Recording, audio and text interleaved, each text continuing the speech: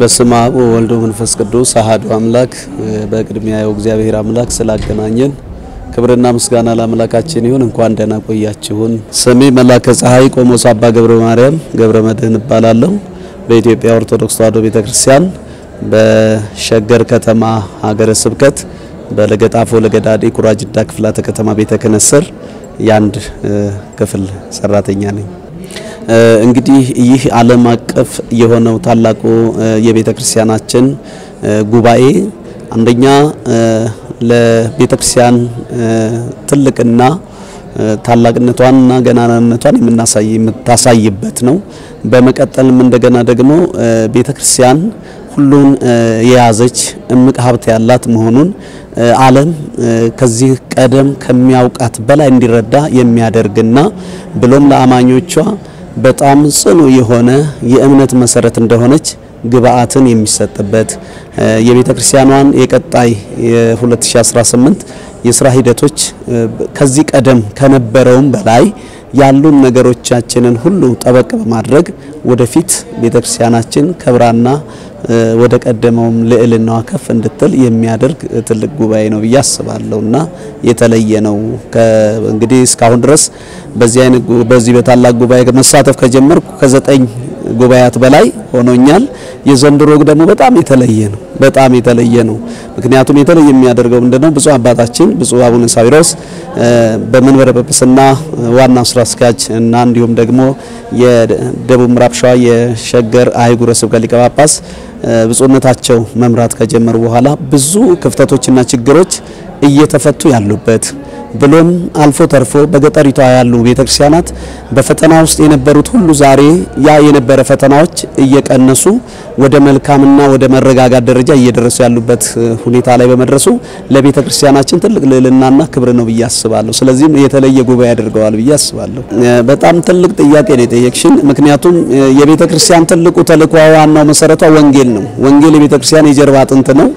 ይህ እንደ ሸገር ሀገረ ስብከት ብፁዕነታቸው ወጣትነት ለቤተክርስቲያን በሚል መርህ በእውነቱ ትውልዱ ከእግዚአብሔር መንግስት እንዳይለይ ኑፋቄና ክህደት ብሎም የተለያዩ የመናፍቃን አስተምህሮት ትውልዱን እንዳያጠፋ እንዳያበላሽ ርትዕት በሆነችው በተዋሂዶ እምነታቸው ጸንተው ለዘላለም እንዲኖሩ ምእመናኗን ጠብቃ የኖረች ቤተክርስቲያን ዛሬም ወደፊትም ልጆቿን አቅፋና ደግፋ እንድትኖር ከሚያደርጉት ጥረቱ ትልቁ ወንጌል ነው ብፁዕነታቸው። ይህም ስንል ደግሞ ምንድነው? ያሉትን በመጠበቅ የሌሉትንም እንዲመጡ በማድረግ ትላንትና የኔ እምነት አይደለም በማለት በተለይ በቋንቋ ምክንያት ምክንያቱም ክርስቶስ አምላካችን ሐዋርያትን ወደ ዓለም ሲልካቸው ሁሮ መሐሩ ሲል ቋንቋን መሰረት አድርጎ ሰጥቷቸው ነው። ለምን? እንዲግባቡበት ቋንቋ መግባቢያ መሳሪያ እንደመሆኑ መጠን ማለት ነው። ብፁዕነታቸው ይህንን በመረዳት ሁሉ በቋንቋው ተረድቶ ወንጌል ሰምቶ ለእግዚአብሔር መንግስት እንዲበቃ ያደረጉበት መንገድ ሲታይ በእጅጉ የተለየ ነውና ሌሎችም ብፁዓን አባቶቻችን ይሄንን አንድ ተመክሮ ይወስዱታል ብለን እናስባለን። የተለየ ነው ሸገር ለማለት ፈልጌ ነው። እንደ ሸገር በሰንበት ትምህርት ቤት ያው የአንድነት ህብረትም ተቋቁሟል። በመቀጠልም እንደገና ደግሞ ባሉትም ላይ የሰንበት ትምህርት ቤት ወጣቶችን በአንድ ላይ በመሰብሰብ ስልጣናን በመስጠት እነሱንም ደግሞ በእውቀት ተመሰረተ የእምነት መሰረታቸው የጸና እንዲሆን ትላንትና ሰንበት ትምህርት ቤት አገልጋይ ነበርኩ እንዲነበርኩ ይያሉ ወደ ሌላ ቤተ እምነት የሚሾልኩ ብዙዎች ስላሉ ከእንደዛ አይነት ቀሳጤ የሆነ መንፈሳዊ ህይወት የጎደለው የክህደት አስተምህሮት እንዲጠበቁ ስልጠናና በቂ ትምህርት እየተሰጠ ያለበት ልዩ ነውና ሸገርም ላይ በሰንበት ትምህርት ቤቱም በስብከተ ወንጌልም ጠበቅ ያለ አመራር ወርዶ ያ መሬት ላይ ወርዶ ስራ ላይ እየተሰራበት ያለ በሁለቱም ዘርፍ ውጤታማ ስራ ስለተሰራም ብሎም ደግሞ በፐርሰንቱም በምንም የምናየው ሸገር አዲስ አበባን ተከትሎ እንዲሄድ ያደረገው የዚህ ውጤት ነው ብለን እናምናለን። በእጅጉ ብፁዕነታቸው ብዙ መናገር አይወዱም፣ ብዙን መስራት ነው። በመስራት ነው እሳቸው ጊዜያቸውን የሚያሳልፉት። ለምን ብፁዕነታቸው ታታሪ ናቸው፣ የሥራ ሰው ናቸው፣ ስራ ወዳድም ናቸው። በሸገር ብቻም ሳይሆን በወሊሶም በደቡብ ምዕራብ ሸዋም እያሉ ብዙ መሰረተ ልማቶችን ህንጻዎችን በመገንባት ብፁዓን አበው ሊቃነ ጳጳሳት በብዛት ሄደው የመረቁት ህንጻ አንዱ ማሳያም ነው በወሊሶ ላይ ተገነባው። ያም ነው ወደ ሸገርም የመጣው። ሸገርም ላይ ለብዙ አመታት ደም ሲያፋስስ የነበረ በተለይ በጥምቀት የሚከበርባቸው ቦታዎች እንደነ ወይብላ ማህደረ መለኮት ቅድስት ድንግል ማርያም ቤተክርስቲያን የመሳሰሉት በጣም ዘርፈ ብዙ ችግር የነበረባቸውን ሁሉ በዲፕሎማሲ ከሚመለከታቸው ከመንግስት አካላት ጋር በመነጋገር ይህ ብስለት ነው። ለሁሉም ላይ ይሰጥ ይችላል፣ ለተሰጠው ግን ይቻላል የሚለው መንፈስ ያሳዩበት ያንን ሰዎች የሚሞቱበትን ነገር አስቀርተው በሰላም በዓላቶች እንዲከበሩ ያደረጉበት አንዱ የልማት ውጤት ነው ብለን እናስባለን። ምክንያቱም ትልቅ ነገር ስለሆነ በዚህም ላይ ደግሞ በሰፊው የቤተክርስቲያን መሬቶችም በብዛት የተወሰዱባቸውን እንዲመለሱ በማድረግ እንደገናም ደግሞ ከመንግስት አካላትም ጋር በመነጋገር ሌሎችንም አብያተ ክርስቲያናት የይዞታ ሂደቶች እንዲረጋገጥላቸው በሰፊ ጥረት ላይ ነው ያሉት። እንደ ሸገር ሰፊ የሆነ የልማት ሂደት አለ ማለት ነውና አሁንም እንደ ሀገረ ስብከቱ ሰፊ የሆነ መሬት ተሰጥቶ በዛም ለመንፈሳዊ ኮሌጅ እንዲሁም ሀገረ ስብከት መንበረ ጵጵስና በዛው ላይ ለመስራት ሰፊ እቅድና መንገድ ላይ ናቸው። በእውነቱ ብፁዕነታቸው ረጅም እድሜ ከሰጠልን ከዚህም በላይ ይሰራሉ። ወደ ዋናው መስሪያ ቤታችን ስንመጣ በእጅጉ አይናይቶ ልብ ይፈርዳል ነው። ይሄ መቼም ንፍገት ካልሆነ በስተቀር ያየ ሰው ሁሉ መመስከር ያለበት እውነታ ነው ብዬ አስባለሁና የዛሬ 4-3 አመታት 2 አመትም ብናየው አሁን የምናያቸውን የሥራ ሂደቶችን በሙሉ አላየናቸውም። አሁን በሳቸው በአጭር ጊዜ ውስጥ አመት ባልሞላ ሂደት ውስጥ የዚህን አይነት ልማትና የዚህን አይነት ሂደትን ማየታችን በእጅጉ ቤተክርስቲያናችን ከዚህ የተሻለ ደረጃ ከፍ እንደምትል ማሳያ ነው ብለን ነው የምናምነውና ብፁዕነታቸው የያዙ ስራ በእውነቱ እግዚአብሔር በእድሜ በጸጋ ይጠብቅልን። ገና ከዚህ በላይ እናያለን ብለን ራእያቸው ህልማቸው ከዚህ በላይ እንደሆነ ነው የምንገነዘበውና በእጅጉ የሚያኮራ የሚያስደስት ነው። በተለይ በመንበረ ፓትርያርክ ውስጥ ያለው የልማት ሂደት ይበል የሚያሰኝ በእጅጉ ልጆቻቸው ይኮራንበት። በመጨረሻ ማስተላለፍ መፈልገው ምንድነው እንግዲህ ሀገር ውስጥም በውጭም ዓለም ለሚኖሩ የኢትዮጵያ ኦርቶዶክስ ተዋሕዶ ቤተክርስቲያን እምነት ተከታዮች የሆኑ እንዲህን አይነት አባቶቻችንን ብፁዓን አበው ሊቃነ ጳጳሳትን በሁሉንም ማለት ነው ቀረብ ብሎ በእነሱ መንገድ ለመሄድ መሞከር ነው እንጂ እንደው ቀምሶ ሳያዩ ሳይረዷቸው አንዳንድ ቃላትን ዘለፋ የሚመስሉ ነገሮችን መናገር በእጅጉ የሚጎዳው እነሱን ሳይሆን ቤተክርስቲያንን ነው። ምክንያቱም ብፁዓን አበው ሊቃነ ጳጳሳት የሲኖዶስ እንግዲህ አባላት ናቸው፣ መዋቅር ናቸው፣ ራስ ናቸው። ክርስቶስ እንደራሴ አድርጎ ያስቀመጠልን እነሱን ነውና ብፁዓን አባቶቻችን እንግዲህ በዚህ ንክና በዚህ ስራ ላይ ያሉትን አባቶቻችን ቀርቦ መርዳት ቀርቦ ማገዝ ወዴት እንሄድ ወዴት ትልቁናላችሁ ብሎ መልእክት ተቀብሎ የነሱን ፍኖትና ህይወት መከተል ካልተቻለ በእጅጉ ጉዳትና ውድቀትን ያመጣብናል የሚል እንዳባት ምክራለኝ። ይህን የማይመቻቸው ልማት ለነሱ የማይስማማቸው ብዙ ግለሰቦች አሉ። ምክንያቱም እግዚአብሔር አምላካችን ልማት እንግዲህ አስፈላጊ እንደሆነ በቤቱ ላይ በቃሉ በብዙ መንገድ አስተምሮናል። ልማት ይሁን በቤት የሚለው አንዱ የቤተክርስቲያናችን መርህ ነውና ይህንን መርህ ነው በቤተክርስቲያናችን ሂደት ውስጥ እያየን ያለነውና ሁሉም ይህንን ፍኖት ቢከተል የተሻለ ነው። መዘላለፉና መነቃቀፉ የትም አያደርስም። ስለዚህ ሰብሰብ ብለን ባህሪያችንንም ስነ ምግባራችንን ማስተካከለን ከሶሻል ሚዲያው የስድብና የመጥፎ አስተሳሰብ አይምሮ ተላቀን በመንፈሳዊ ህይወት ብንገነባ የተሻለ ነው ላለው እኔም አመሰግናለሁ። እግዚአብሔር ይስጥልኝ። ቀና ብለናል በክብር አንገቱን ደፍቶ በፍቅር ስለኛ ብዙ ሆኖልን የብርሃን አክሊል ደፋልን።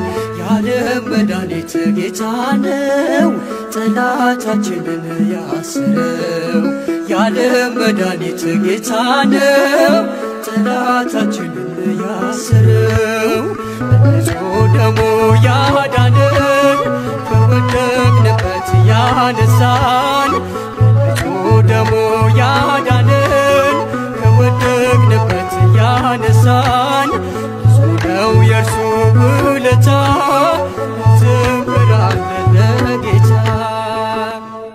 እንኳን ደህና ቆያችሁ። ስሜ ሊቀ ጉባኤ አባ ገብረ ሚካኤል መንግስቴ እባላለሁ። የመጣሁበት ሀገረ ስብከት አዲሱ ሀገረ ስብከት የም ሀገረ ስብከት ስራ አስኪያጅ ነኝ። የጉባኤ ፍላጊነቱ ጉባኤ በሰው ደረጃም ሳይሆን በመንፈስ ቅዱስ ደረጃም የታዘዘ ነው። በዚህ በቅዱስ መጽሐፋችን ጉባኤ አውጁ ይላል። ጉባኤ አውጁ ማለት መሰብሰብን፣ ህብረትን፣ አንድ ሆኖ መወያየትን፣ ያንዱን አንዱ መወራረስን የሚያሳይ ነው። በነቢያት ዘመንም በሐዲስ ኪዳን ዘመንም ጉባኤ በማድረግ አባቶቻችን ነቢያት፣ አባቶቻችን ሐዋርያት ከዛም ቀጥሎ አባቶቻችን ሊቃውንት በጉባኤ ብዙ ስራዎችን ሰርተዋል። ብዙ ችግሮችንም ፈትተዋል። ብዙ ሰዎችንም አድነዋል። ጉባኤ መሰብሰባችን ወሳኝና ጠቃሚ ነው። በጉባኤ መካከልም ደግሞ እግዚአብሔር ነው የሚገኘው። ጉባኤያትን መንፈሳዊ ጉባኤያትን የሚመራውም እግዚአብሔር መንፈስ ቅዱስ ነውና ጉባኤ መደረጉ በራሱ ከእግዚአብሔር ጋር መዋል ስለሆነ አንዱ ጠቀሜታ ይሄ ነው። እንደ ሃይማኖታችን አስተምሮ በጉባኤ መካከል እግዚአብሔርን ማይከል አድርጎ መመካከር፣ መወያየት፣ የስራ ሁኔታዎች ገማገምና ያሉ ነገሮችን ማቅረብ በእግዚአብሔር ፊት ያለንን ሁኔታ ማስገምገምና በሰውም ደረጃ ከእግዚአብሔር በተሰጠው ዕውቀት መወያየት በጣም ጠቃሚ ነውና ይሄ ጉባኤ ወሳኝና ጠቃሚ ጉባኤ ነው። ሌላው ይሄ ጉባኤ እንዲሁ እንደቀላል ዝም ብሎ ጉባኤ አይደለም። ዓለም አቀፍ ጉባኤ ነው። በዚህ ምድር ከ20 ክፍላት በላይ ካለው እግዚአብሔር ከፈጠረው ዓለማት አንዱ ክፍል ዛሬ የተሰበሰበው የዚህ የጉባኤ አካል የሚኖርበት ጉባኤ ነው። ዓለም አቀፍ ጉባኤ ነው ስንል በዓለም ደረጃ ያሉ ሰዎች ተገናኝተው ስለ አንዲቷ ኦርቶዶክስ ተዋሕዶ ቤተክርስቲያን የሚወያዩበት በመሆኑ ይሄ ጉባኤ ከጉባኤዎች ሁሉ የሚበልጥና የሚጠቅም ጉባኤ ነው።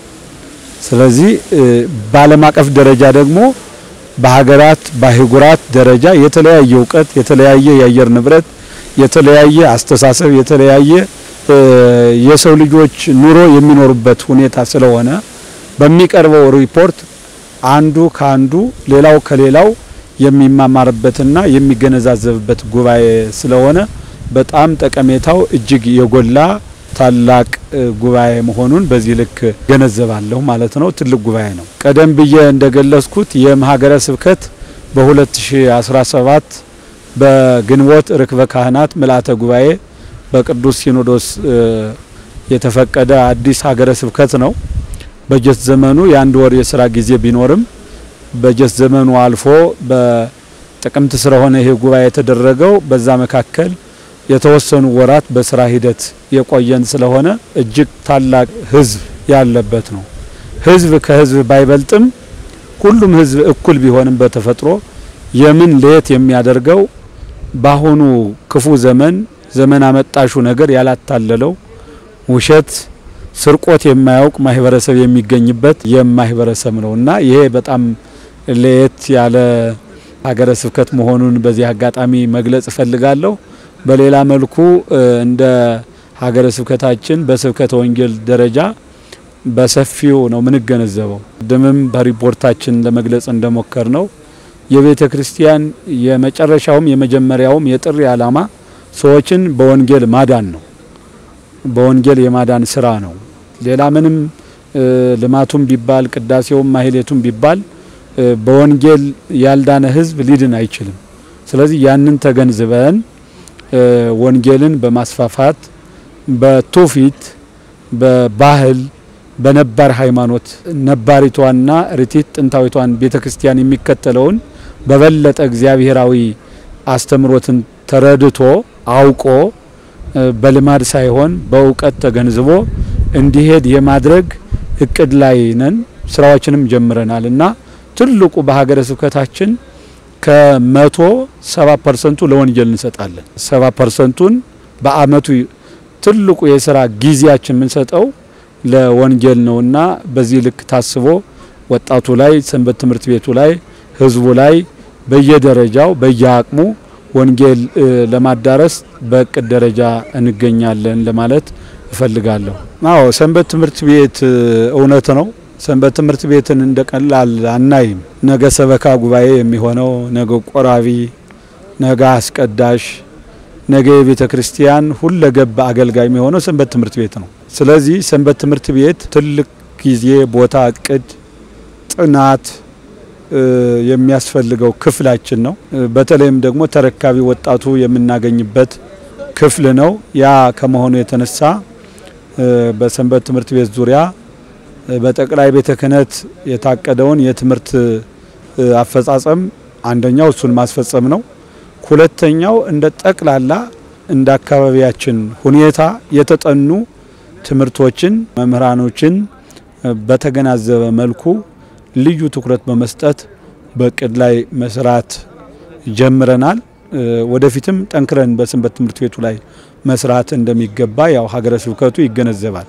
ይልቁንም ያው የኛ ሀገረ ስብከት ጅማ ሀገረ ስብከት ጋር የነበረ አሁን በአዲስነት የተዋቀረ ሲሆን አሁን በሊቀ ጵጵስና ደረጃ የሚመሩት ቀደም ሲሉ ሲመሩ የነበሩት አረጋዊው የልማት የፍቅር አባት የሆኑት ብፁዕ አቡነ እስጢፋኖስ እንደመሆናቸው ቅድሚያ ለወጣቶች ሰጥተው የሚሰሩ አባት መሆናቸው ይታወቃል። አሁን ስለሳቸው ብዙ ማውራቱ ማደብዘዝ ስለሚሆን ስራቸው አፋውጥቶ የሚናገር ከመሆኑ የተነሳ በሰንበት ትምህርት ቤት ላይ በጣም ትልቅ ትኩረት ሰጥቶ ማንኛውም የትኛውም ክፍል ከወረዳ ቤተ ክህነት እስከ አጥቢያ ከአጥቢያ እስከ ሀገረ ስብከት ለሰንበት ትምህርት ቤት ትኩረት ተሰጥቶ እንዲሰራ ልዩና ጠንካራ መመሪያ ተሰጥቶ በእቅድ እየተሰራ ነው የሚገኘው። ገና አንድ ወር ነው ያለን የስራ ዘመን። እነዚህ ቀጣይ የ2018 ዓመት ወራቶችን ቢሆን በሰንበት ትምህርት ቤቱ ዙሪያ ልዩ እቅድ አቅደን እየሰራን ነው የምንገኘውና ራሱን የቻለ የሰንበት ትምህርት ቤት የሀገረ ስብከት አንድነት እያዋቀርን እንገኛለን።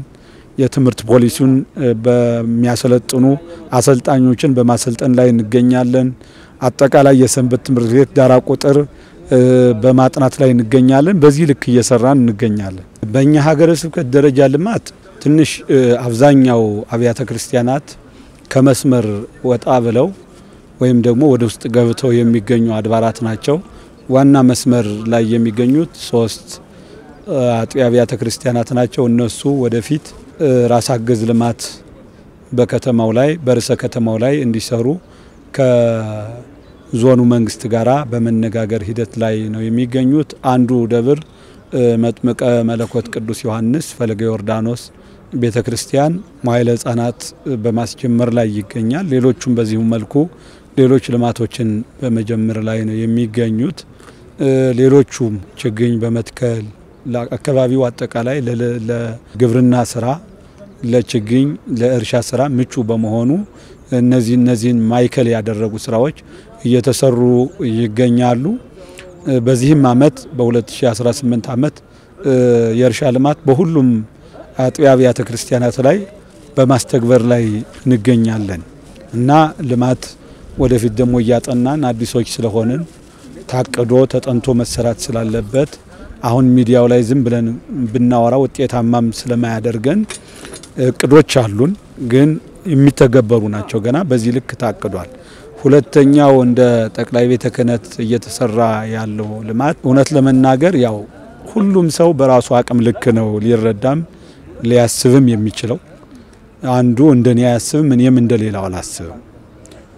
እንደ ጠቅላይ ቤተ ክህነት በእውነቱ ቀደም ሲልም እንደ የወቅቱ እንደ የሁኔታው እየተሰራ ነው የነበረ። በተለይ ደግሞ በዚህ ዘመን ደግሞ እየተሰሩ ያሉ ልማቶች ከመንግስት ጋርም ቢሆን በመገናኘት በሚገባው በማይገባው መገናኘት የሚጠበቅ አይደለም። ይሄኛው ሰማያዊ መንግስት ነው፣ ያንኛው ምድራዊ መንግስት ነው።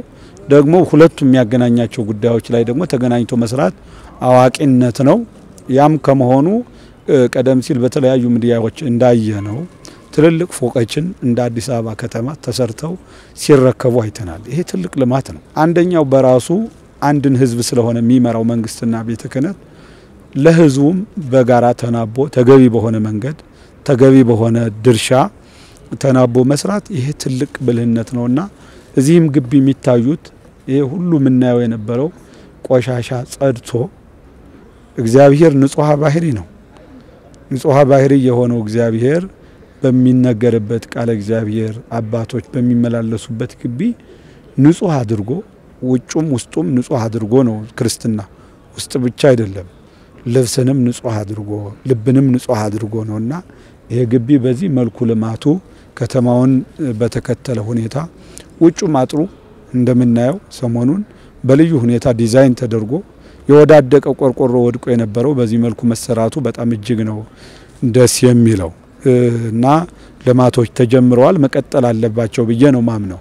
እንደ ብፁዕ አቡነ ሳዊሮስ እንዴት ትረዳለህ የሚለው ብፁዕ አባታችን ብፁዕ አቡነ ሳዊሮስ ሰው ያልተረዳቸው ሰው ናቸው። እንደኔ አንዳንድ ጊዜ ሰዎች በሚረዱት ልክ የሚረዳ ሰው ሲያጡ ክፍተት ሊፈጠር ይችላል። አንዳንድ ክፍተቶች ሊኖሩ ይችላሉ በሰዎች ህይወት ያን እንደ ሁኔታው እንረዳ። ከዛ ባሻገር ግን ብፁዕ አባታችን ሩቅ የሚያስቡ ነገን የሚረዱ የነገን ትውልድ ያለፈውንም ክፍተት የተረዱ አባት ናቸው እና በጣም እየሰሩ ያሉት እያሰቡ ያሉትን ሁላችንም በያለንበት በስራ ድርሻ ካጠገባቸው ከጎናቸው በሐሳብም ይሁን በማንኛውም ህሊና መታገዝ የሚገባቸው አባት እንደሆኑ ተረድቻቸዋለሁና በጣም ጥሩ ሁኔታ ነው ያለ። አረጋግተውታል ሁሉንም ነገር። ጥገኛ አስተሳሰብ ያለው አባት አይደሉም። ጀነራልን የሚያስቡ ሰው ናቸው። ሁሉም ትክክለኛ ነው ብለው የሚያምኑትን የሚከተሉ አባት ናቸው። የሆነን አካል የሚያደንቁ የሆነን አካል የሚተቹ አይደሉም። ሰዎች እንደዛ ሊረዱ ይችላሉ። የኛ ምእመናን ቅኖች የዋሆች ስለሆኑ ለሃይማኖት የሚቆረቆሩ ለሃይማኖታቸው በጣም ተቆርቋሪዎች ስለሆኑ ምእመናኑ ወጣቱ እናቶቻችን እህቶቻችን የሚረዱበት መንገድ የትላንትናውን ሰዎች እንዲህ ነው የሚለውን ያንን ክፍተት በማየት ላይ ይረዷቸው ይችላሉ። ግን አይደሉም። በዛ ልክ አይደሉም። ያንንም ስተት የሚመስሉ ነገሮች የሰሩት ከምን ተነስተው ነው ስንል ቁጭት ነው። ስተቱን ባንደግፈውም እንኳን ስተቱ የፈጠረው ምክንያት ምንድነው ስንል ማደግ እንዳለብን ወደ ኋላ እየቀረ እንደሆነ ትውልዱ በምክንያት በቋንቋ ምክንያት በምን ምክንያት እየጠፋ መሆኑን ዘመን የዋጀ አሰራር መከተል አለብን በሚል እይታ እንደሆኑ ነው እንደኔ እንደ አንድ የቤተ ክርስቲያን ልጅ ምረዳውና አሁንም ያንን ነው ያዩ ያለው። ከመጡ ጊዜ ጀምሮ ጥቂት ወራት ናቸው የተቀመጡት። በጥቂት ወራት ግን ብዙ ስራዎችን ብዙ እይታዎችን እያሳዩ ነው ያሉትና በዚህ ልክ ብፁዕ አቡነ ሳዊሮስን እኔ በዚያ ልክ ነው ምረዳው። ይሄ ያንድ የግል መረዳት ነው። መረዳት ብቻም ሳይሆን በማየትም ጭምር ነው። ምክንያቱም እውነታው ይሄ ነውና በጣም ደስ የሚል የልማት አባት ናቸው። አው ምእመናን የሚጠፉበት ምክንያት ብዙ መዘርዘር ይቻላል። ጥቂቶቹን አንደኛው በክርስትና ህይወት መኖር በራሱ አንዱ በሁኔታዎች እንድንጠፋ ምክንያት ይሆናል።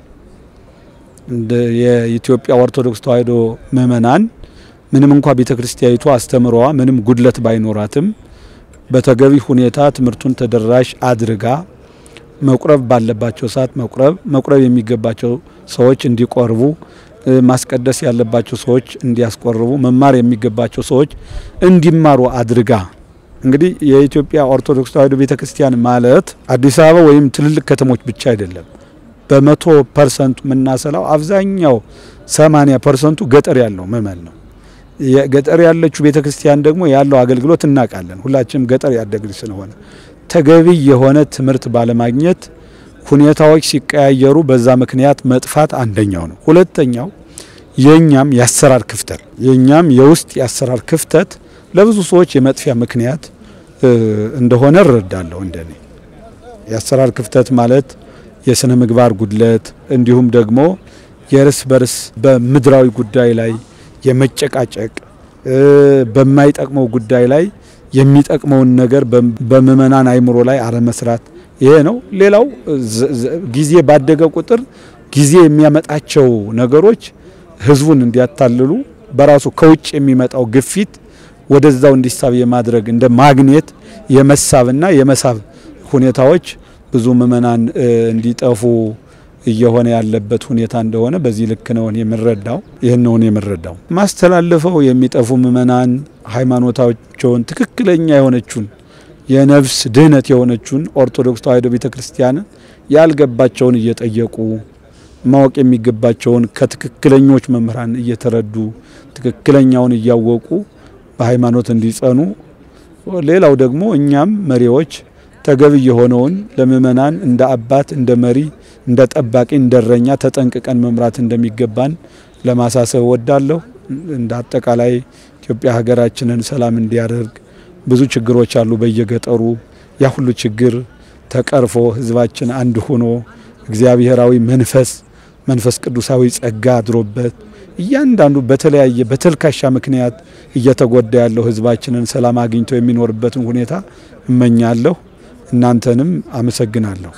እስከ ሺህ ትውልድ ይምራል ፍቅርና ይራራል አይዝልም የእርሱ ትከሻ መድረሻ ነው መድረሻ የዓለም መድኃኒት ጌታ ነው ጠላታችንን ያሰረው የዓለም መድኃኒት ጌታ ነው ጠላታችንን ያሰረው በንጹሕ ደሙ ያዳነን ከወደቅንበት ያነሳን በንጹሕ ደሙ ያዳነን ከወደቅንበት ያነሳን ነው የእርሱ ውለታ እንዘምራለን ለጌታ። እንኳን ደህና ቆያችሁኝ። ስሜ መላክ ገነት ፍሬ ጽድቅ እንዳለው እባላለሁ። የመጣሁት ከጅማ ሀገረ ስብከት ነው። የሥራ ድርሻ ደግሞ የሰበካ ጉባኤ ማደራጃ መምሪያ ክፍል ኃላፊ ነኝ። የዚህ ጉባኤ ዓላማ በየዓመቱ መካሄዱ እጅግ በጣም ጥሩ ነው። ምክንያቱም ይሄ ዓለም አቀፍ ጉባኤ ነው። ከኢትዮጵያ ውስጥ ያሉ ብቻ ሳይሆን በዓለም ያሉ የኢትዮጵያ ኦርቶዶክስ እምነት ተከታዮች በሙሉ መጥተው ጠንካራ ጎናቸውም ደካማ ጎናቸውም የሚገመገምበት ነው። እንደገና ደግሞ ከጠንካራ ጎን ተነስቶ በዚያው ሊቀጥልበት፣ ደካማ ጎን ያለው ደግሞ ትምህርት ሊወሰድበት የሚገባ ስለሆነ ቤተክርስቲያኗ በአጠቃላይ በዚህ የዓለም አቀፍ ጉባኤ ሁሉን ነገር አሳክታ ለቅዱስ ሲኖዶስ ጉባኤ የሚቀርብበት ስለሆነ በጣም ትልቅ ምርታ የሚሰጥ ነው ለማለት ነው። እጅግ በጣም ጥሩ ጥያቄ ነው። ሀገረ ስብከታችን ጅማ ሀገረ ስብከት በአንጋፋው ሊቀ ጳጳስ በብፁዕ አቡነ እስጢፋኖስ የሚመራ ሀገረ ስብከት ነው እና በቋንቋ በኩል ከምንም ቀድሞ መጀመሪያ ሌላው ይሄ ኮሌጁ ምንም ሳይጀመር ማለት ይቻላል ማሰልጠኛዎች በየቦታው ሳይከፈቱ ጭምር የአካባቢውን ተወላጅ አካባቢያችን ጅማ ሀገረ ስብከት ማለት በአብዛኛው ኦሮሞኛ ተናጋሪ የሚበዛበት ነውና ኦሮሞኛ ተናጋሪዎች ልጆች ሰብስበው በአበልቲ ምዕራፈ ቅዱሳን አንድነት ገዳም አለ። ከዚያ ዳር ትምህርት ቤት ይማራሉ። ጅማ ፍኖተ ብርሃን ካህናት ማሰልጠኛ አለ። ከዚያ ይሰለጥናሉ። ከዛም ቀጥሎ ደግሞ ወደዚህ ወደ ዋናው ኮሌጅ በሚመጡበት ሰዓት ትልቁ መስፈርት የአካባቢ ቋንቋ ኦሮሞኛ ስለሆነ ይሄን የሚችሉ ተደርገው ነው የሚመጡትና በዚያ የተነሳ በአሁኑ ሰዓት እጅግ በጣም ጥሩ እየተካሄደ ነው ብለን እናስባለን። በአጠቃላይ ግን ስብከተ ወንጌል ለመስፋፋት ብዙ ነገሮች ይኖራሉ፣ ኋላ እንመጣበት ይሆናልና በአጠቃላይ ግን እንደኛ ሀገረ ስብከት የቋንቋ ችግር በአሁኑ ሰዓት የለም፣ ተረስቷል ማለት ይቻላል። በአብዛኛው አሁን ብዙ ነገር ያለው በሚደረገው በዚያ በአማርኛ ቋንቋ ተናጋሪዎች ነው። እስከ ወረዳ ድረስ ሰባካን አሉ። በአጠቃላይ እንደገና ደግሞ ናትሪ ቅዱስ ገብርኤል የሚባል ማህበር አለ። የነዚያም እንደዚሁ ተራድኦ ያደርጋል። ደጆች አይዘጉ የሚባል ማህበር አለ። በእነዚያ ደግሞ እንደዚሁ ማሰጠው ወደ ከ50 በላይ የሚሆኑ ወጣቶች ሰልጥነው 2 ዓመት የሰለጠኑ አሉ። 6 ወር የሰለጠኑ እነዚያ በደሞዝ ተቀጥረው በአሁኑ ሰዓት በየወረዳው በሊቀ ካህናት ሆነው እንደገና ሰባኪ ወንጌል ሆነው የአድባራት አስተዳዳሪዎች ሆነው በማገልገል ላይ ነው ያሉትና ጥሩ ነገር አለ ብዬ ነው ማስበው ነው። በጣም ጥሩ ሰንበት ትምህርት ቤት በአሁኑ ሰዓት እጅግ በጣም ጥሩ ነው ያለው። በተለይም በአሁኑ ሰዓት ጠቅላይ ቤተ ክህነት ይሄ ሰንበት ትምህርት ማደራጃ መምሪያ ባወጣው ካልኩለም ተነስቶ በሁሉም ስልጠና እየተሰጠ ነው ያለው። በጣም ደስ የሚለው ሁሉ ጊዜ የነበረው እንግዲህ አንድ ለትልቁም አንድ አይነት ሲሰጥ ነበር። ያ ብስልና ጥሬ ነበር እያደረገ የነበረ። በአሁኑ ሰዓት ግን በየደረጃቸው ካልኩለም ስለተቀጠረ ስለተቀረጸ በዚያ እየተማሩ በአሁኑ ሰዓት በጣም ትልቅ ነገር ነው ያለው። ተሰልጥነው ቅድም ባለፈው በሪፖርቱ ሰምተሽ ከሆነ ብዙዎች ተመርቀዋል። በአጠቃላይ እስከ ወረዳ ድረስ ወርደው የሰንበት ትምህርት ማደራጃ መምሪያውም እዚያ ያለው ክፍሉ በጣም ጥሩ ነው። የአንድነት ይሄ የሰንበት ትምህርት አንድነት ጉባኤ አለ። እሱም ተጠናክሮ እየቀጠለ ነው ያለውና ጥሩ ስራ ነው ያለው ማለት ነው። እሺ በጣም ጥሩ ነው። በአጠቃላይ ልማት መጀመሪያ ሀገረ ስብከታችን ልጀምርና ወደዚህ ልምጣ። በሀገረ ስብከታችን ያው ቅድም የገለጽኳቸው አሁንም ያሉት ሊቀ ጳጳስ ብፁዕ አቡነ እስጢፋኖስ የልማት አባት ተብለው ነው የሚጠሩትም። ገና ከየትም ቦታ በየትኛውም ክፍለ ሀገር ሳይደረግ ጂ+3 ፎቅ ተሰርቶ ለአገልግሎት የዋለ ማለት ጅማ ሀገረ ስብከት ነው። ይሄም በብፁዕ ቅዱስ አቡነ ማትያስ መተው የመረቁት ነው እና አለ ያ እንግዲህ በአሁኑ ሰዓት ሲሰራ ዓላማው ለስብከተ ወንጌልና ለተቸገሩ አብያተ ክርስቲያናት መርጃ ተብሎ ነው። በአሁኑ ሰዓት ያ ተከራይቶ ለሰባካያን ለሞዝ ይከፈላል፣ ለተዘጉ አብያተ ክርስቲያናት ይሰጣል። እንደዚያ ያው እንዳለ አሁን ደግሞ ጂ+5 የሆነ ደግሞ እዚያው ጎኑ ላይ ተቀጥሎ አሁን በመጠናቀቅ ላይ ያንም ቦታውም ጥሩ አጋጣሚ የሀገረ ስብከታችን አባቶቻችን ይዘው የቆዩ ቦታ ጥሩ ስለነበር በአሁኑ ሰዓት በጅማ ዩኒቨርሲቲ ያሉ ማለት ጅማ ሪፈራል ሆስፒታል የሚሰሩ ዶክተሮች ስፔሻል ዶክተሮች በሙሉ እንትን ብለው 5ቱንም ፎቅ ተከራይተውት በአሁኑ ሰዓት ቅድመ ክፍያም ከፍለው በአሁኑ ሰዓት እየተጠናቀቀ ነው ያለውና በዘመናዊ ትምህርት ቤትም ከመዋዕለ ሕፃናት ጀምሮ እስከ 12ኛ ክፍል ድረስ እየተሰራ ነበር ያለውና በዚያም ጥሩ ውጤት የሚመሰነው የትምህርት ቢሮ የወረዳው ሽልማት እንደሰጠ ነው ማውቀውና በጣም ጥሩ ደረጃ ነው ያለው። ወደዚህ ወደ ጠቅላይ ቤተ ክህነት ስንመጣ ደግሞ በጣም ጥሩ ነው ያለው በአሁኑ ሰዓት። በእርግጥ እንዳልሽው ብፁዕ አቡነ ሳዊሮስ በዘንድሮ ዓመት ገና የመጀመሪያ ነው ሪፖርት የቀረበው በአሁኑ ሰዓት ነው እየመሩ ያሉትና ግን በዚሁ ባለው ሰዓት ይሄ የምናየው በጣም ወጣ ብለን በሌላ ቦታ የምናያቸው ከዚህ መታየታቸው እጅ በጣም ጥሩ ምርታ ጥሩ ጅማሮ ነው ያለውና በዚህ ይቀጥል ነው ልማቱ። በአጠቃላይ ቤተክርስቲያኗ ቀደም ብሎ አባቶቻችንም የኛ ቤተክርስቲያን የልማት አባቶች የኖሯት ናት ድሮም ቢሆንና አሁን ደግሞ ያሉ አባቶች በአባቶቻችን ላይ ተነስተው መሰረት ተጣጣላ ይዘው እየሰሩ ነው ያሉት። እጅግ በጣም ደስ የሚል ነው። በጣም ተደስተናል። በተለይ የጉባኤ ይሄ አመራሩ ማለት ነው በአጠቃላይ ደስ የሚል ነው ሳይሰላች ወጥቶ ሰው እንዲዛና ቀደም ሲል አንዳንድ ጊዜ በዚህ ጉባኤ ብዙ ጊዜ ድል ገጥሞ ተሳትፍ ያለው እስከ 12 ሰዓት ድረስ የምንቀመጥበት ነበር። ከዚያ ታክሲ ተፈልጎ እንዲሁ በጣም ነበር። አሁን ግን ተሳታፊው በጥሩ ሁኔታ ነው ያለው። ጥሩ ነው። በዚህ ይቀጥል። እንግዲህ አባታችን ገና 3 አመት ነው ገና አሁን የሚሰሩትና የበለጠ ይሰራሉ ብለን እናስባለን። በጣም ጥሩ ነው የማስበው። በጣም ጥሩ ነው። አሁን በአሁኑ ሰዓት ቅድም እንዳልኩት ስብከተ ወንጌል ለሁሉ ነገር አስፈላጊ ነው። ስብከተ ወንጌሉ ተደራሽ እንዲሆን ከዚህ ከመንበረ ፓትርያርክ ጀምሮ መሰራት አለበት። አሁን ችግሩ ያለው አንደኛው በትምህርት ማጣት ነው። ያልደረሳቸው ሊኖሩ ይችላሉ። ለምሳሌ እንደኛ ሀገረ ስብከት አልኩ እንጂ ከኛ ራሳቸው ማስተዳደር የማይችሉ ሀገረ ስብከቶች አሉ። አንድ ሁለት ሰባክያነ ወንጌል ብቻ ያላቸው እነዚያ ተማሩ አስተማሩ እንበላቻል። ስለዚህ ቅዱስ ሥላሴ ይመረቃል፣ ጳውሎስ ይመረቃል፣ የተለያዩ ኮሌጆች ይመረቃሉ። አዲስ አበባ አይወጡም። ስለዚህ ስብከተ ወንጌሉ ደግሞ ተሰባኪው ያለው ታች ገጠር ነው ያለው። ስለዚህ የኛ ቤተክርስቲያን መስራት ያለባት እነዚህ ሰዎችን ለማዳን እስከ መጨረሻው ድረስ ሰባክያነ ወንጌል ተሰማርተው መስራት አለባቸው። ደቀ መዛሙርቱ ከዚህ የሚማሩ ሌሎችን በአጠቃላይ ከታች ሰርቪስ ሰርተው ቢመጡ እነዚያ ሊድኑ ይችላሉ ነው። ሌላው አንዱ ይሄ ሲሆን ሌላው ደግሞ አንዳንድ ያስተዳደር ችግሮችን መቼም አይደበቁ አሉ። ለምሳሌ በዚሁ በወረዳና በገጠራት ቤተክርስቲያናት የሚኖሩ በየሀገረ ስብከቱ የሚሰሩ ሰራተኞችና እንደዚህ በተላላቅ አድባራት በመንበረ ፓትርያርክ በተላላቅ ሀገረ ስብከቱ የሚሰሩ አንድ አይነት ደሞዝ አይከፈላቸውም። ስለዚህ ትምህርቱ እኩል ተምረዋል፣ እኩል ሄደዋል። ነገር ግን በኑሮ ዝቅተኛ ሲሆን ይሰማቸውና ወደላ ሊሄዱ ይችላሉና ይሄም ከላይ ጀምሮ ድረስ በቃ የተስተካከለ የበጀት አመዳደብ ቢኖር ሁሉም በያለበት ሊያገለግል ይችላል። ይሄም አንዱ ወደ ሌላ ቦታ የሚወስዳቸው ያው ለቁመተ ስጋ ሲባል ሰው ማሆነ የለምና በዚህ መልክ ይሆናል ብዬ ነው ማስበውና እነዚህ ቢስተካከሉ ጥሩ ይሆናል ብዬ አስባለሁ። መጨረሻው እንግዲህ በተለይ አሁን በዚህ ባለንበት ባሁኑ ሰዓት ለዚህ እንግዳ ስላጋርጋችሁ ስላቀረበ በጣም አመሰግናችኋለሁ። መሆን ያለበትም ይሄ ነውና እኔ ለወደፊቱም ቢሆን ከዚህ የበለጠ ቤተክርስቲያን አብባ ደምቃ ለማየት ነው የምንጓጓውና አባቶቻችን ከታይ ጀምሮ እስከ ላይ ድረስ ያለው በፍቅር በአንድነት መስራት አለብን። ሀገራችን ሰላም ሆና በተለይም ከምን በላይ ሰላም አስፈላጊ ነው። በአሁኑ ሰዓትኛ እዚህ ያለን በብዙ አካባቢ የሰላም ችግሮች እንዳሉ ይከሰታልና የሰላም አምላክ ለሀገራችን ሰላም እንዲሰጥ እመኛለሁ። አምላካችን ጉባኤያችን ደግሞ ሰላም አስጀምሮ ለፍጻሜ እንዳበቃን እመኛለሁ። እግዚአብሔር ይስጥልን።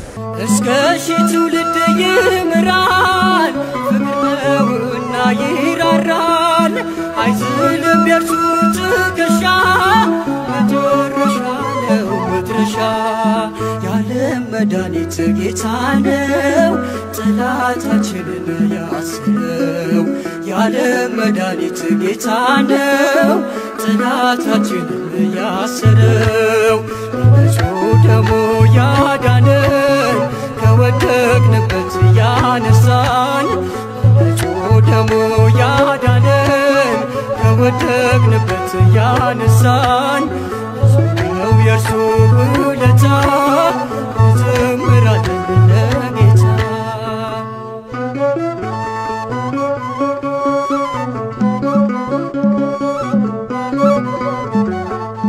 በደም ያጌጠ ልብስ አለው አማልክት ማንም አይመስለው ትውልዱ ማዳኑን ይስማ ያስወልበጽዮን ከተማ የዓለም መድኃኒት ጌታ ነው ጠላታችንን ያሰረው የዓለም መድኃኒት ጌታ ነው ጠላታችንን ያሰረው በንጹሕ ደሙ ያዳነን ከወደቅንበት ያነሳን በንጹሕ ደሙ ያዳነን ከወደቅንበት